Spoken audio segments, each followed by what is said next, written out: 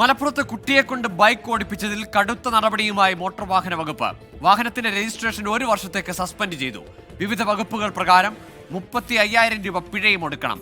മഞ്ചേരി കിടങ്ങഴി പുല്ലൂർ സ്വദേശിയായ 12 വയസ്സുകാരനാണ് വാഹനം ഓടിച്ചത്. ദൃശ്യങ്ങൾ സഹിതം 24 ആണ് വാർത്ത പുറത്തുവിട്ടത്.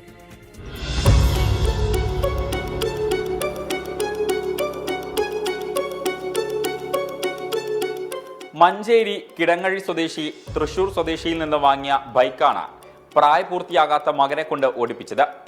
2 മാസം കഴിഞ്ഞിട്ടും ഓണർഷിപ്പ് മാറ്റിയിരുന്നില്ല. അതുകൊണ്ട് വാഹനം ഇപ്പോഴും ആദ്യ ഉടമയായ തൃശൂർ സ്വദേശിയുടെ പേരിലാണ്. ഏറെ പണിപ്പെട്ടാണ് വാഹനത്തിന്റെ നിലവിലെ ഉടമയെ കണ്ടെത്തിയത്.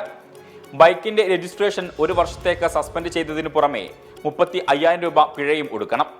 മോട്ടോർ വാഹന വകുപ്പ് എൻഫോഴ്സ്മെന്റ് വിഭാഗത്തിന്റേതാണ് നടപടി. പ്രോസിക്യൂഷൻ നടപടികൾക്ക് കൈമാറുന്ന കേസിൽ ജയിൽ ശിക്ഷയും അനുഭവിക്കേണ്ടി വരും. ഇക്കഴിഞ്ഞ ശനിയാഴ്ചയാണ് മുതിർന്നയാളെ പുറകിലിരുത്തി കുട്ടി വണ്ടി ഓടിക്കുന്ന വാർത്ത ദൃശ്യങ്ങൾ സഹിതം 24 പുറത്തുവിട്ടത്.